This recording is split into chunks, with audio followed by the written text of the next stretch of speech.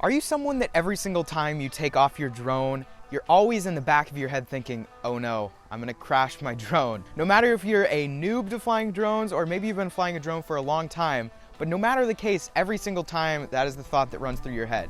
If that's the case for you, in today's video, I'm gonna be giving you 5 more ways to avoid crashing your drone. Hey guys, it's Carson Miller Tech here, back with another video, and in today's video, I'm gonna be continuing on my top 5 series of ways to avoid crashing your drone, and I'm gonna be giving you 5 new ways to avoid crashing. If you'd like to see the original 5, you can click up there, but in this video, I'm gonna be continuing on with a couple new ones. So, starting with tip number 1, which happens to be setting the incorrect return to home altitude. So this one may seem a little self-explanatory, especially if you've owned a drone for a long time, but I know of a lot of people, even myself sometimes, forget to change the return to home altitude before actually taking off and flying away somewhere before actually needing to return to home.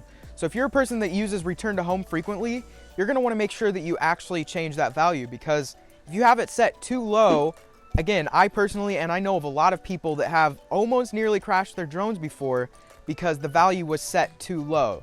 You're gonna wanna especially be changing the value if you are traveling to a lot of different places. Maybe there will be some towers near you or trees or buildings. Whatever the case may be, you don't wanna leave the value too low for your drone to crash at. I personally just have a really high return to home altitude set pretty much every time, because where I generally fly, that usually goes over pretty much everything. But if you're gonna be flying somewhere where there's taller buildings, whatever the case is, you're gonna wanna make sure you change that value before taking off. I also wanna mention that you usually can change the return to home height after you've taken off while in flight as well, but it's always good to do that as part of your takeoff procedure. Number 2 involves your controller. This one isn't just applied to DJI drones, but it should apply to a lot of other drones out on the market as well. A lot of people actually don't know about this command, but you do not want to go and move your joysticks into the center like so, or out to the outsides like that. If you ever do that while in flight, that will immediately shut off your drone propellers, at least for most DJI drones, and I know of a lot of other companies that do the same things with their drones. But specifically DJI, if you do either of those, it's called the CSC command, and it's actually an emergency shutoff. If you do that, it will immediately shut off the drone. So if you're flying in midair and you do it, it doesn't care. It will shut off the motors. You can also use that command for taking off, but if you do that while in flight, you're probably gonna be crashing your drone and not be able to recover from that fall. Number 3, over-relying on your vision avoidance sensors. This one has to do with drones that actually have vision avoidance sensors on them, which I know a lot of drones nowadays do have.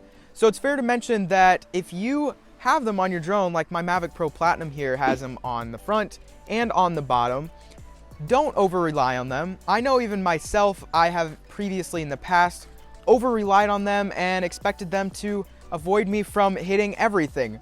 But if you have a drone that only has limited avoidance sensors like this one does, this one doesn't have them on the sides or on the back. So if you're flying anywhere but forward or close to the ground where the sensors can pick up objects, your drone really won't be able to use them at all. And it's also fair to mention that these only work at closer distances. These work best at slow speeds. So if you're flying at top speed with your drone, don't expect it to see an object and immediately be able to slow down without hitting the object. So just keep in mind that if you're flying at slower speeds, that these really work best then. Also, another thing to mention is that a lot of times these vision avoidance sensors don't work in the dark, and also they don't work in a lot of intelligent flight modes. If your drone has them, pretty much all DJI drones have them, the intelligent flight modes a lot of the time disable these flight avoidance sensors as well. So know which modes will disable the sensors and which ones will allow them. Number 4, don't fly backwards.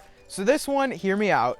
This, I understand there are a lot of times, and even I personally have dealt with this, where flying backwards, you can get a very interesting shot, maybe of a pullback of a subject or a home or whatever it may be. You may want to perform that, and that's totally fine. But always make sure that you survey what's around you before performing such a feat. Because if you don't, there may be a tree behind you or an electric line, a building, whatever it may be. It's very likely, especially if your drone doesn't have obstacle avoidance sensors on the rear of it, that you'll be able to figure out before actually hitting something There have been a lot of videos on YouTube and all over the internet of people having a reverse shot where they run into a tree, and it's just... That was unplanned, wow.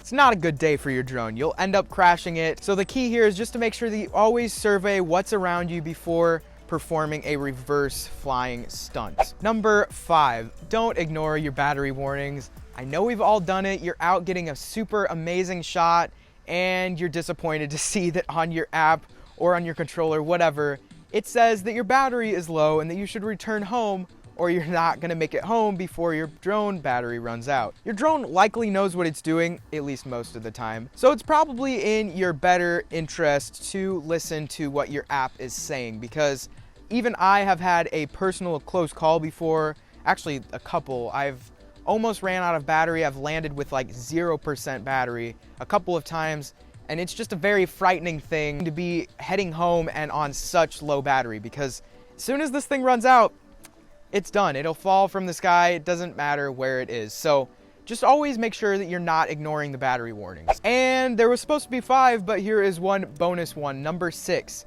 make sure your battery is in your drone correctly. So this one goes out to pretty much all drone owners out there, but most specifically the DJI Mavic Pro. This battery a lot of times doesn't fully click in, and you may not notice it. If you happen to not click in the battery all the way, it may not stay on your drone for the entire flight. I've read of a couple of people before going and thinking they had their battery placed on their drone correctly, but it wasn't fully clicked in. A lot of times only one of the sides will click in or something, yet the other side is not. And if that happened to become unclicked, yep, there goes your battery and your drone will plummet to the ground. So that pretty much wraps up this top 5, actually 6, list of ways to avoid crashing your drone. I really hope you guys found this video interesting. If you did and you'd like to see more videos like this, make sure to leave some down in the comments below. I'm going to be trying to make a lot more drone videos this summer, so drop down below what you'd like to see. I'm going to be taking suggestions, and your suggestion may just be the next video I make. But with that being said, if you liked this video, make sure to let me know by clicking that thumbs up button down below. Also, if you'd like to see future videos from me, consider clicking that subscribe button down below.